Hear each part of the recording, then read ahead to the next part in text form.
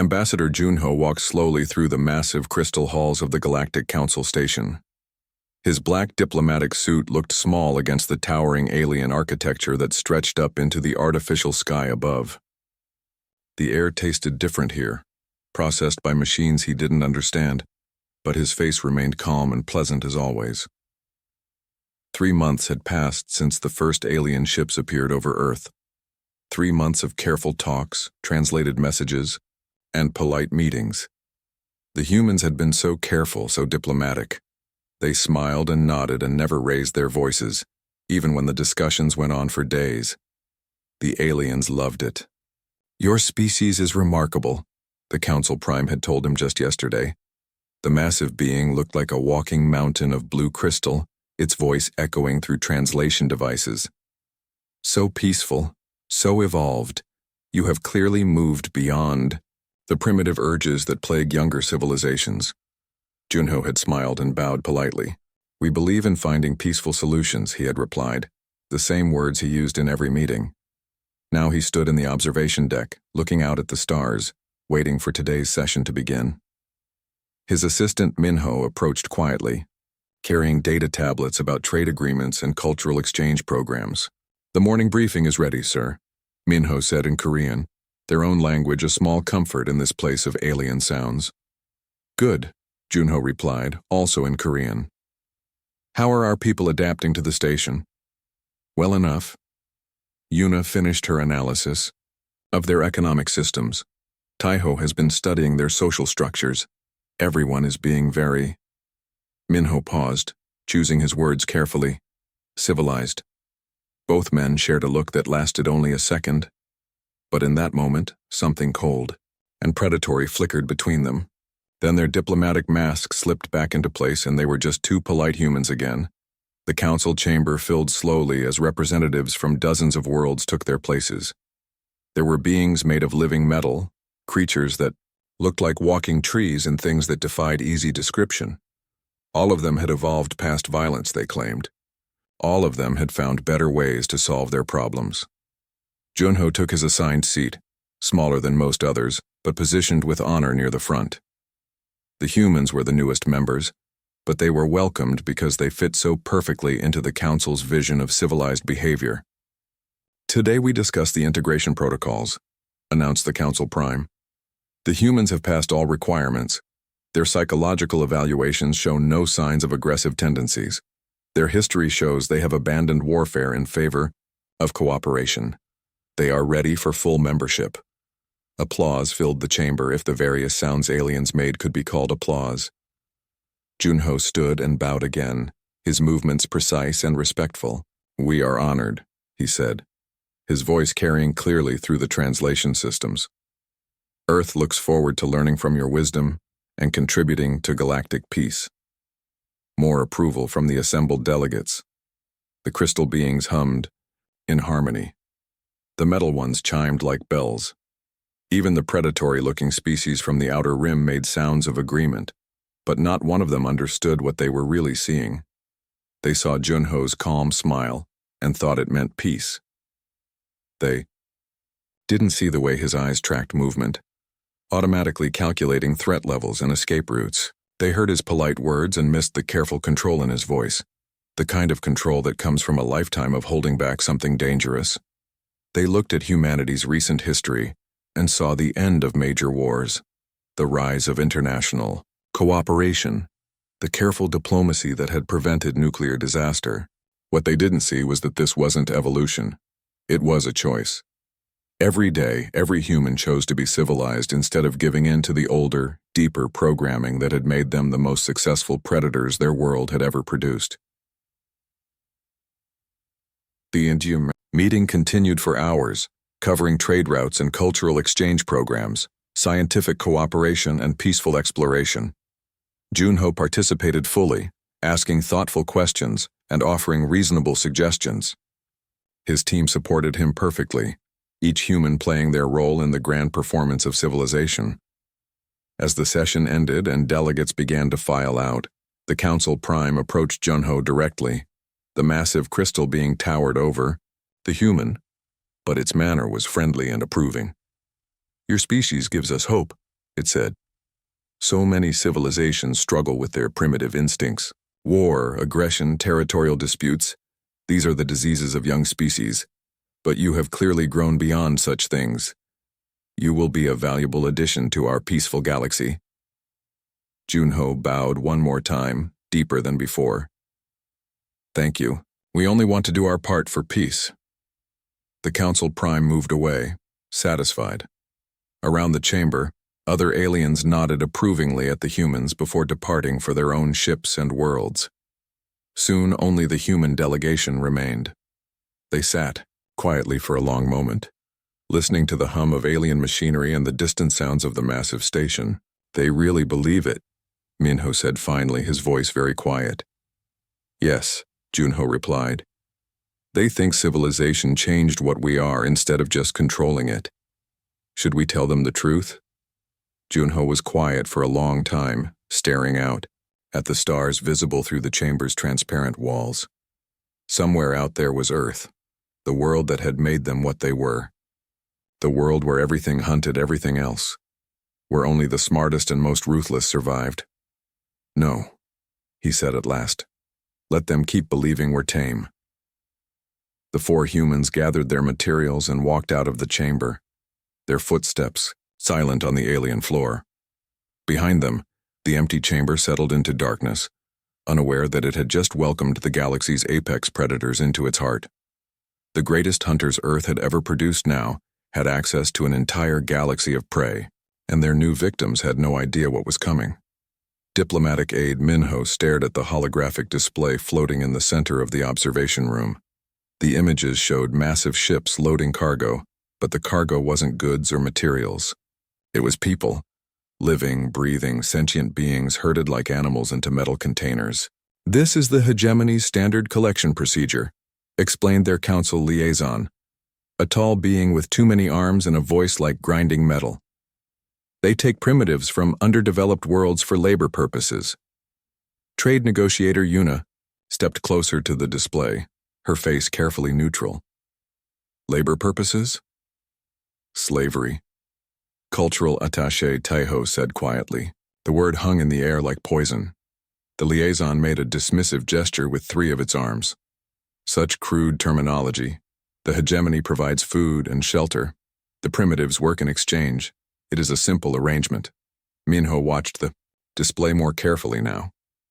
The beings being loaded onto the ships moved slowly, their heads down, their bodies showing signs of malnutrition and abuse. Some were clearly children, others could barely walk. How long has this been happening? Asked Yuna, her voice still perfectly diplomatic. Several centuries. The council files formal protests, of course. We impose economic sanctions. We limit their trading rights in certain sectors. But you don't stop them, Taiho said. Something in his voice had changed. The polite, scholarly tone was gone, replaced by something much colder. We are a civilized organization, the liaison replied. We do not use violence to solve our problems. That is the way of primitive species. Minho felt something shift inside his chest, like a door opening that had been locked for a very long time. Around him, he could sense the same change in his colleagues. Their breathing had become slower, more controlled, their movements more deliberate. The liaison continued explaining the council's diplomatic approach to the hegemony problem, unaware that the four humans in the room were no longer listening to its words. They were watching the display, memorizing ship designs, counting patrol, patterns, studying weaknesses. What about the victims? Yuna asked suddenly. The people being taken. What happens to them? Some survive the work programs, others do not. It is regrettable, but such matters are internal to hegemony space. We cannot interfere without violating our own principles of non-aggression. The temperature in the room seemed to drop several degrees. The liaison finally noticed that something had changed. The humans were very still now, in a way that made instincts the alien didn't know it possessed start screaming warnings. Is there a problem? The liaison asked nervously. No problem, Junho said, entering the room with perfect timing. His diplomatic smile was still in place, but his eyes had gone completely flat. We were just learning about galactic politics. Ah, yes, the ambassador. I was explaining to your staff about the unfortunate hegemony situation. Quite complex, as I'm sure you understand. Very complex, Junho agreed. Tell me, how many ships do they use for these collection operations? Oh, quite extensive fleets, hundreds of vessels. Very well organized. They have perfected their system over many generations. I see. Junho moved to stand next to his team, and suddenly the four humans seemed less like individual diplomats and more like parts of a single dangerous organism. And their routes, their schedules? Highly classified information, I'm afraid. Even Council security doesn't have complete access to hegemony operational data. Of course not, Minho said softly. That would be interfering. The liaison missed the sarcasm entirely. Exactly. We must respect sovereignty even when we disagree with certain practices. The holographic display continued cycling through images of the slave operations. Ships arriving at primitive worlds, ground forces rounding up populations, loading procedures that treated sapient beings like cargo, transport routes through empty space where no council patrols ever went. How many worlds? Taiho asked. His voice was barely above a whisper now. Dozens currently under harvest. The hegemony is quite efficient. Efficient, Yuna repeated. The word sounded different when she said it. The liaison finally seemed to sense that something was wrong. The humans had gone completely motionless like predators preparing to strike. But that was impossible. These were civilized beings, members of the peaceful council.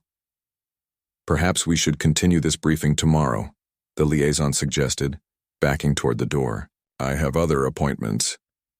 Of course, Junho said smoothly. Thank you for the educational presentation. The alien fled, leaving the four humans alone with the holographic images of systematic atrocity.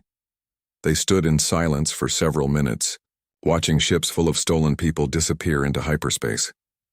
The council knows, Minho said finally. They've always known, Yuna agreed.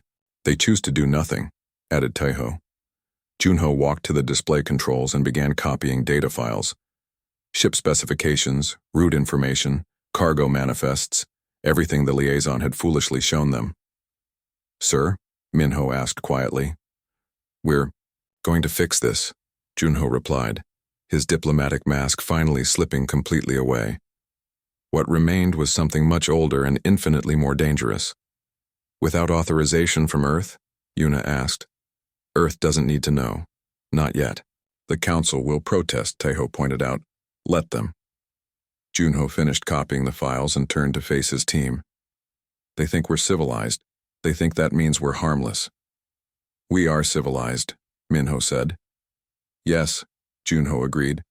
But we're also human, and humans have never tolerated monsters who prey on the innocent. The four of them began to plan. Not as diplomats or cultural attachés or trade negotiators, but as what they had always been underneath the careful training and polite masks. They planned as hunters. The galaxy was about to learn the difference between peaceful and helpless. Civilian engineer Hayek adjusted his mining consultant badge as he walked through the busy spaceport on Kepler Station. His credentials were perfect, his background check clean, his reason for traveling to hegemony, space completely legitimate. The transport ship's manifest listed him as part of a geological survey team hired to evaluate asteroid mining potential in the outer territories. None of it was technically a lie. Hayek really was an engineer, and he really was very good at making calculations about how to remove large amounts of material efficiently. He just wasn't planning to use those skills on asteroids. 3 systems away, teacher. Sunmi smiled warmly at the hegemony cultural officer reviewing her exchange program proposal. Her teaching credentials were genuine, her enthusiasm for cross-species. Education seemed sincere, and her request to visit several hegemony worlds to study their educational methods appeared completely innocent. You understand, of course, that some of our territories are restricted, the officer said, his insectoid features clicking with what might have been concern. Oh, absolutely, Sunmi replied, her voice bright with the kind of harmless curiosity that educators were famous for. I'm only interested in the cultural centers, the places where your people learn and grow. I find it fascinating how different species approach knowledge. What she didn't mention was that she found it equally fascinating how different species approach security protocols, patrol schedules, and the vulnerable points in their infrastructure. In the depths of space, Installation Gamma 7 went dark. The Hegemony Monitoring Station had been operating for 30 years, tracking shipping routes and coordinating slave collection operations across 6 systems. It housed a crew of 47 beings and enough automated defenses to stop a small fleet. The distress beacon activated for exactly 12 seconds before something cut the power. When the relief crew arrived 2 days later, they found the station intact but empty. Every crew member was dead, killed so efficiently that most hadn't even had time to react. The security recordings showed nothing unusual until the moment they simply stopped working. Installation Gamma 7 became the first in a series of mysteries that would puzzle hegemony intelligence for months to come. Accountant Han reviewed shipping manifests in her small office aboard commercial freighter, Destiny's Call. To anyone watching, she was simply a logistics coordinator making sure cargo got delivered on time. Her meticulous attention to detail and ability to track complex supply chains made her valuable to trading companies operating in dangerous space. What those companies didn't know was that Heun's real interest lay in mapping the routes that hegemony slave ships used, identifying the schedules they followed, and calculating the precise points where those ships would be most vulnerable to unexpected interference. Her notebook contained shipping data, fuel consumption rates, and crew rotation schedules. It also contained strike plans that would have impressed military strategists, if any military strategist had been allowed to see them. Artist Dongmin's sculptures were beautiful, abstract pieces that celebrated the diversity of galactic civilization.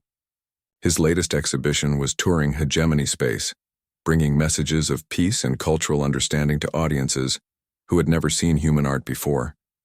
The sculptures were also communication arrays, carefully disguised and distributed across dozens of worlds. They transmitted on frequencies that no hegemony scanner would think to monitor, carrying messages between humans who were supposed to be ordinary civilians pursuing their ordinary careers.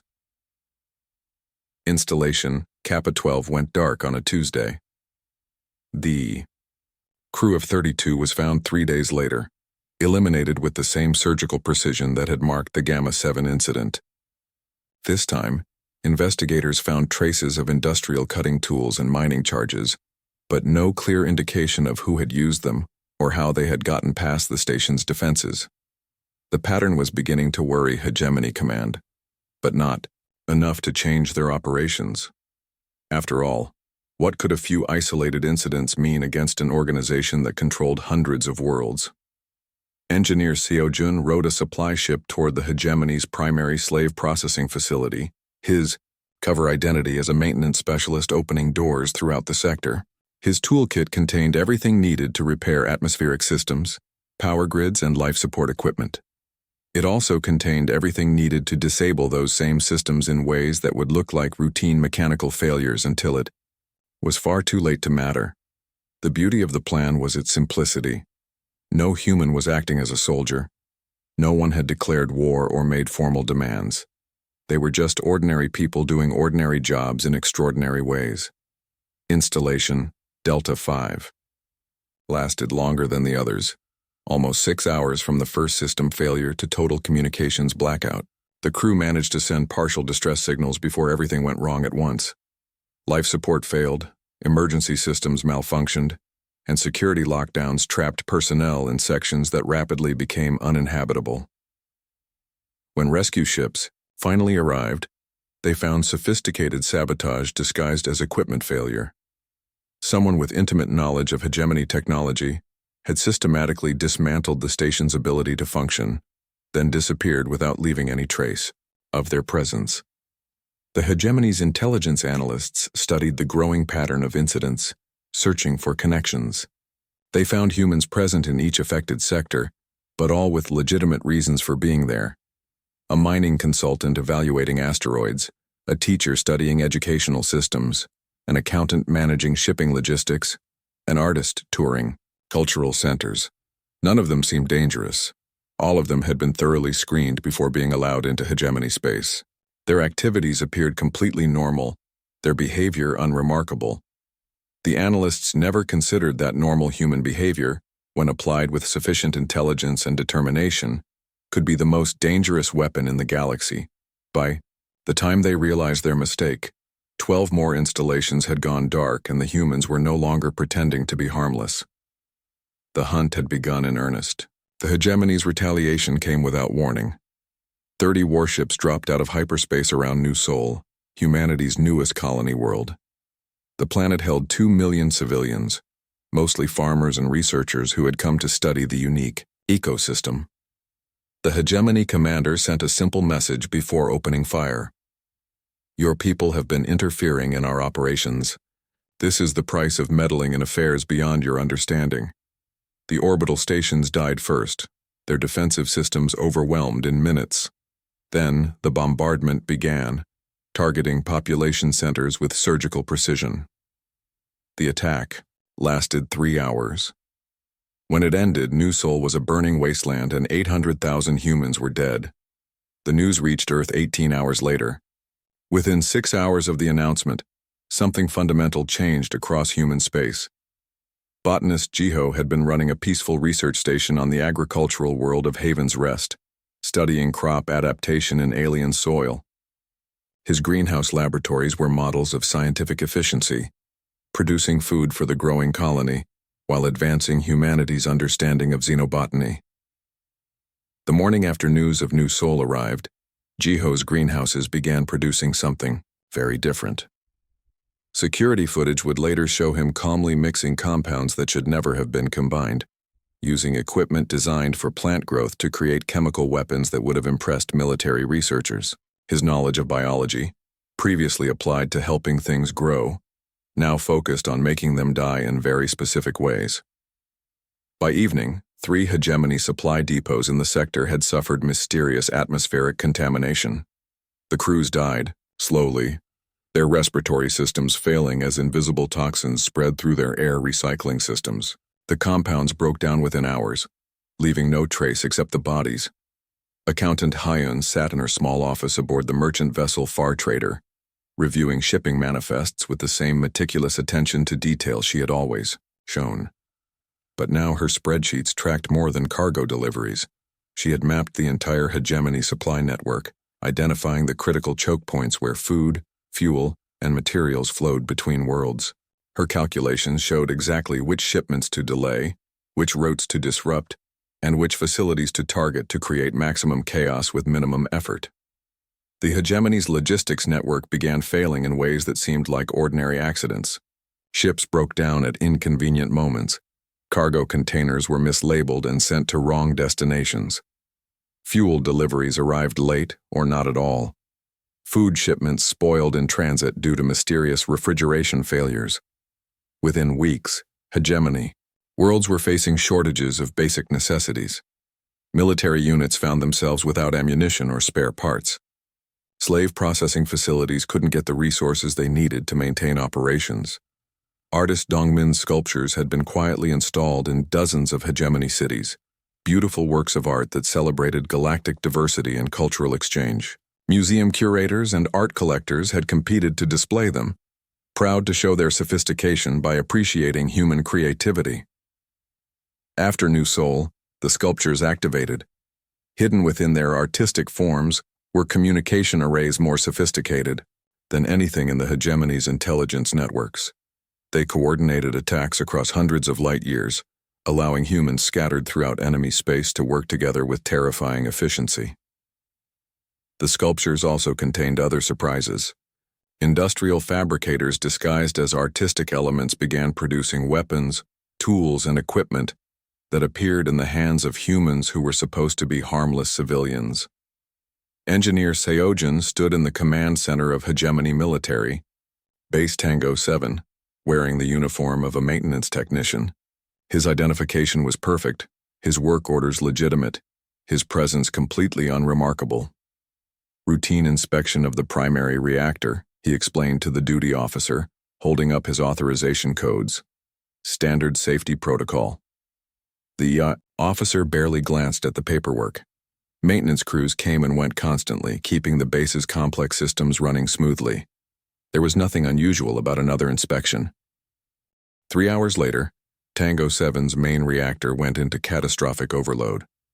The explosion could be seen from orbit, a brilliant flash that marked the end of the hegemony's primary military coordination center for 6 systems. The blast was so complete that investigators would never determine exactly what had caused the failure. They found Seojun's body in the wreckage, burned beyond recognition, but still identifiable by his maintenance uniform and authorization codes. He had died at his post, apparently trying to prevent the disaster that killed him and 3,000 hegemony personnel. The hegemony's military commanders studied the growing pattern of disasters, searching for explanations that made sense. Equipment failures, supply problems, communication breakdowns, and industrial accidents were destroying their capabilities faster than they could rebuild. "It's coordinated," insisted Intelligence Director Vashatok, his tentacles writhing with agitation. "These humans are conducting a systematic campaign against our infrastructure." "Impossible," replied Fleet Admiral Corthon. "They're civilians, farmers, teachers, artists, mechanics. We screened them all before allowing them into our space." "Then how do you explain this?" Vashtok activated the holographic display, showing dozens of incidents across hegemony territory. Installations destroyed, supply lines disrupted, personnel eliminated, all in sectors where humans are present. Coincidence? Or perhaps they're more competent than we assumed. Vashtok's species had evolved from pack hunters, and ancient instincts were screaming warnings he couldn't ignore. "Admiral, I think we've made a terrible mistake. These humans aren't the peaceful species they pretend to be. Don't be ridiculous, the Council vouched for them. They've shown no signs of military capability." "They don't need military capability," Vashatok replied, his voice dropping to a whisper. "They're using knowledge and skills that every civilization possesses, but they're applying them like weapons. A botanist becomes a chemical warfare specialist. An accountant becomes a strategic saboteur. An artist becomes a communications expert." The Admiral studied the display more carefully, finally beginning to see the pattern his intelligence director had recognized. "What are you saying?" "I'm saying we attacked a species that had been hunting each other for millions of years before they discovered space travel. They know things about warfare that we never learned because we evolved past violence. They've been pretending to be civilized, but underneath—" Vashatok paused, struggling to find words for the horror he was beginning to understand. "Underneath, they're still predators, and now they're hunting us." The hegemony lasted exactly 4 months and 12 days after New Sol burned. Fleet Admiral Corthon stood in his command center, watching the tactical display show the systematic collapse of everything his species had built over 3 centuries. Red markers indicated destroyed installations, broken supply lines, and communication blackouts.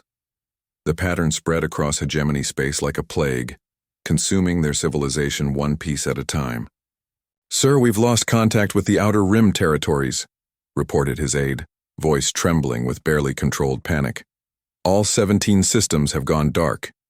"Send the reserve fleets," Corthon ordered, though he already knew it was hopeless.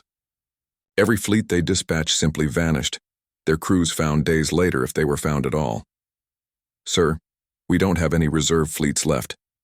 The last hegemony stronghold fell on a Tuesday morning. Engineer Seojun's replacement, a quiet woman named Jisoo who claimed to be studying alien architecture, walked calmly through the facility's corridors carrying routine maintenance equipment. By evening, the fortress that had taken 50 years to build was a smoking crater in the ground. But the humans didn't stop.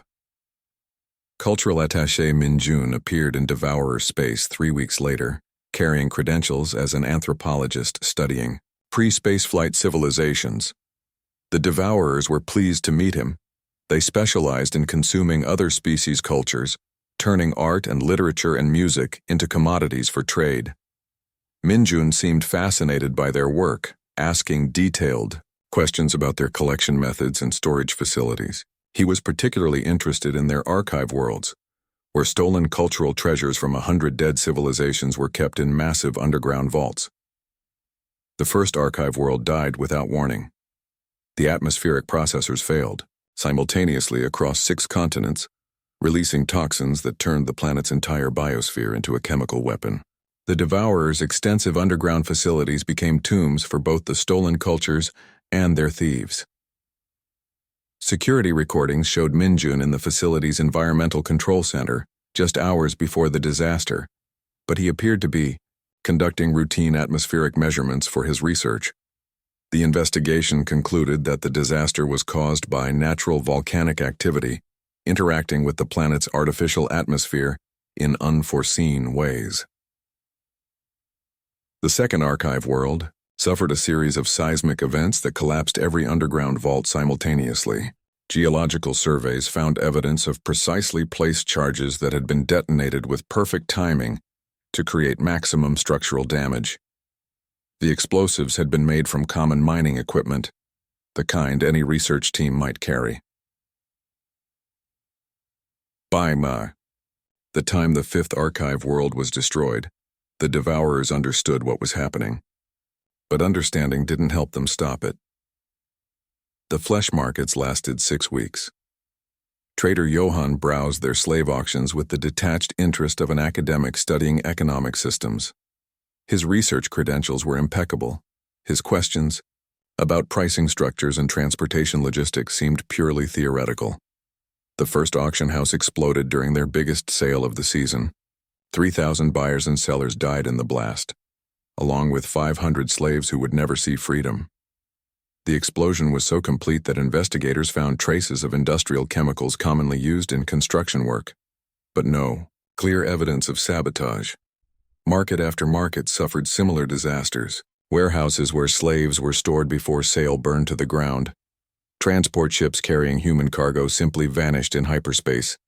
Processing facilities where beings were broken and trained for servitude experienced catastrophic system failures that freed the prisoners and eliminated their captors. The Galactic Council watched in growing horror as predatory species throughout the galaxy simply ceased to exist. Not conquered, not defeated in battle, but methodically exterminated by humans who appeared to be ordinary civilians going about their ordinary business. You have to stop this, Council Prime pleaded during an emergency session. The massive crystal being's voice resonated with panic through the translation matrix. Your people are destroying entire civilizations. Earth's President Minju sat calmly in her chair, surrounded by alien delegates who were finally beginning to understand what they had welcomed into their peaceful galaxy. Her diplomatic smile was still in place, but her eyes held the cold satisfaction of a predator whose hunt had been successful. I'm afraid you misunderstand the situation, she replied. These people are not acting under government orders. They are private citizens pursuing their own interests in accordance with galactic law. They're committing genocide, accused the representative from the Symbiont Collective, its merged consciousness struggling to comprehend such focused violence. They're protecting the innocent, Minju corrected. Something your council has consistently failed to do. We follow diplomatic protocols. We believe in peaceful solutions. Yes, Minju agreed.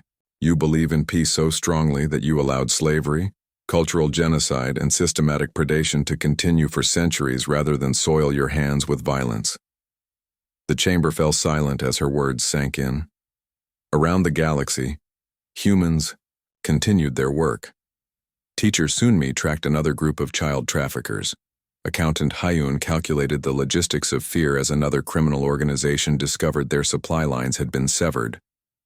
Artist Dongmin's sculptures coordinated strikes against targets that the council had spent decades politely ignoring.